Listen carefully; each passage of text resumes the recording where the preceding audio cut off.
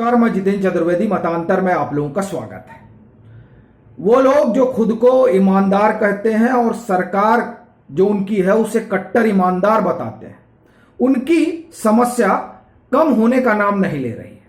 और खास तौर से अगर हम मनीष सिसोदिया और अरविंद केजरीवाल की बात करें तो संकट बने बड़े घने हैं। अभी मनीष सिसोदिया को सम्मन आया है। आपको ध्यान होगा कि उन्होंने असम के मुख्यमंत्री और उनके परिवार पर करप्शन के आरोप लगाए थे और उसके बाद उन्होंने मानहानि का केस कर दिया था। अब उसी संदर्भ में इनको हाजिर होना है कोर्ट के सामने।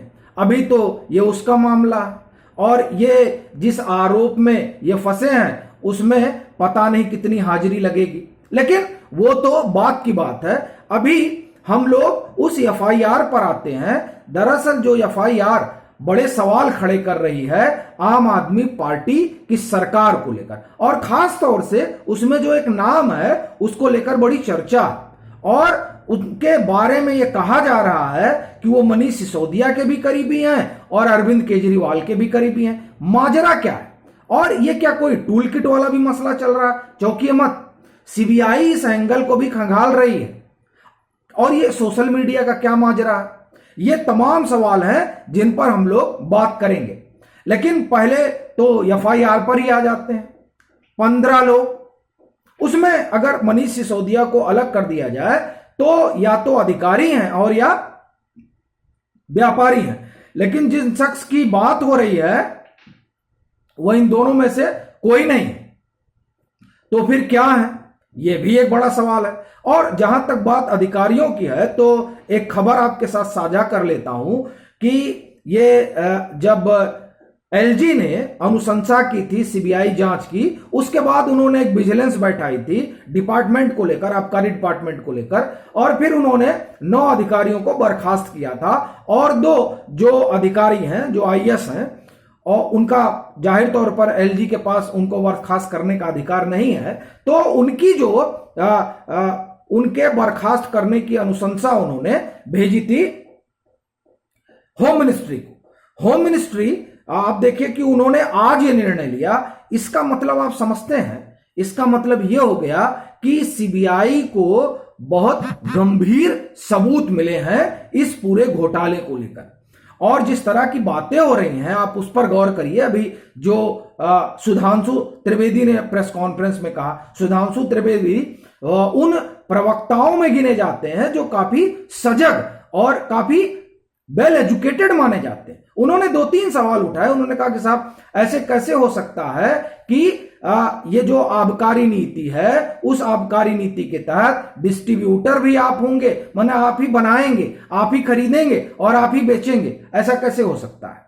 तो उन्होंने कई और जो है सवाल उठाए और वो तो कह रहे हैं कि 3000 करोड़ रुपए का घोटाला है, लेकिन जो खुद को ईमानदार कह रहे हैं वो तो कुछ और तरीके की बात कर रहे हैं। और अगर आप तमाम प्रेस कॉन्फ्रेंस देख लीजिए तो उससे कई चीजें समझ में आ जाती हैं कि ये किस दिशा में बातचीत करना चाह रहे हैं, क्योंकि बात जब शराब की होती है तो ये स्कूल में चले जाते हैं।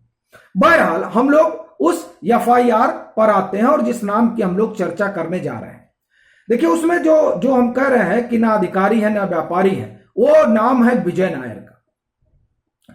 जो जब सीबीआई ने छापेमारी की तो छापेमारी में जो लोग नहीं मिले उनमें विजय नायर थे। हालांकि बाद में उन्होंने कहा कि हम फरार नहीं हुए हैं, हम तो अपने कामकाज से जो है विदेश आए हुए हैं, लेकिन फिर भी सीबीआई ने लुकआउट नोटिस जारी किया।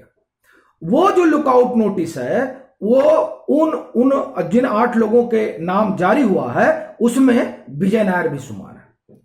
अमित मालवीय का ट्वीट है और अमित मालवीय कहते हैं कि विजय नायर से जुड़ा सवाल जब मनीष सिसोदिया से पूछा जाता है तो मनीष सिसोदिया ठिठक जाते हैं, नाराज हो जाते हैं।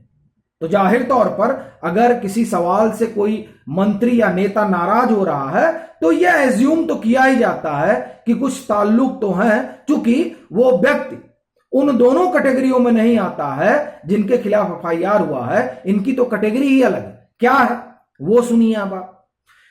ये असल में एक 2019 में कारवां ने खबर की थी और वो खबर का संदर्भ तो कुछ और था, लेकिन उसमें 2-3 इंफॉर्मेशन मिली थी और वो उन्होंने जो खबर में इंफॉर्मेशन दी वो आतिशी के हवाले से दी थी। अब आप देखिए कि आतिशी कितना प्रोमिनेंट चेहरा है आम आदमी पार्टी में। तो उसमें कारवां ये लिखता है कि ये दरअसल इनका इवेंट मैनेजमेंट का काम करते हैं, सोशल मीडिया का काम करते हैं। अब जो हमने आपसे टूल किट वाली बात कही थी उस टूल किट पे आते हैं। चूंकि विजय नायर सोशल मीडिया से जुड़े रहे जैसा कि हमने आपको बताया और इवेंट का काम करते हैं, और ऐसे में ये खबर जो है ये और कई सवाल खड़े करती है और ये खबर जनसत्ता की है। इस खबर में यह साफ तौर पर कहा जा रहा है कि सीबीआई अब इसमें एक और एंगल तलाश रही है, एंगल पर मतलब छानबीन कर रही है। सीबीआई को आशंका है कि दिल्ली सरकार की आबकारी नीति को उदार बताते हुए सोशल मीडिया पर माहौल बनाने के लिए टूल किट का भी इस्तेमाल किया गया। विजय नायर को सीबीआई ने एफआईआर में आरोपी नंबर 5 बनाया है। वह ना तो कोई अधिकारी है और ना किसी शराब कंपनी का मालिक है।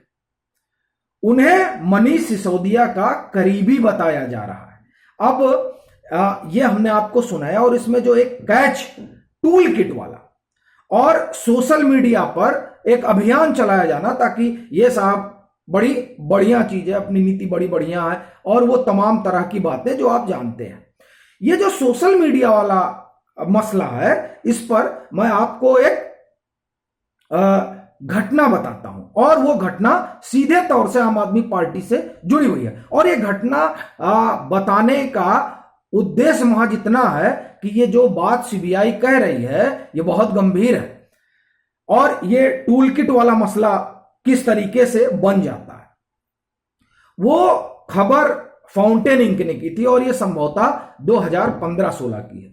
वो बड़ी लंबी खबर थी उसमें और उसमें आम आदमी पार्टी के तमाम आयामों को कवर किया गया था, लेकिन हम अभी बात सिर्फ सोशल मीडिया वाले एंगल की करेंगे और गूगल सर्च पर करेंगे कि किस तरीके से आम आदमी पार्टी ने पूरी एक टीम बना रखी है और उस टीम का एक ही काम है कि आम आदमी पार्टी से जुड़ी जितनी निगेटिव खबरें हैं उसको सीईओ के जरिए, जो अपना तकनीकी शब्द है ये जो लोग गूगल या सर्च इंजन पर काम करते हैं उसमें इस तरह के तकनीकी शब्दों का प्रयोग किया जाता है और इसका सीधा सा मतलब यह है कि जो निगेटिव खबरें हैं वो ऐसा उसमें हेर फेर किया जाए इंजन में कि ये सारी खबरें नीचे चली जाए। जैसे आप देखिए जब आप गूगल में कोई कीवर्ड डालें और जब आप कीवर्ड डालते हैं तो जो टॉप 10 होता है ज्यादातर आप वही देखते हैं, बाकी नहीं देखते हैं। तो कवायद इस तरह की थी जो वो खबर कह रही थी कि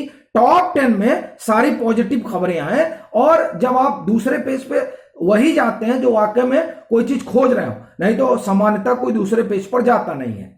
तो जब आप पहले ही जो 8-9 खबरें हैं उसमें सारी पॉजिटिव है तो एक पार्टी को लेकर आपकी एक इमेज बनेगी कि नहीं साहब ये पार्टी बड़ी बेहतर है और बड़ा अच्छा काम कर रही है। जैसे एक परसेप्शन जो आम आदमी पार्टी का बना है कि ये ईमानदार पार्टी है और ये बिजली फ्री कर देती है, स्वास्थ्य और शिक्षा में भी ये काफी काम करती है और इससे आम आदमी की कई दुश्वारियां कम हो जाती हैं, इस तरह का परसेप्शन बना है। अभी आप देखिए कि शराब घोटाला जो है एक बहुत बड़ा जो ये मामला है और ये सीधे सीधे जो आम आदमी पार्टी की अपनी इमेज है, ईमानदारी वाला मसला, उस पर चोट करती है। तो इसलिए आप देखिए कि आम आदमी पार्टी शराब घोटाले पे बात भी नहीं कर रही, वो बात शिक्षा पर कर रही है।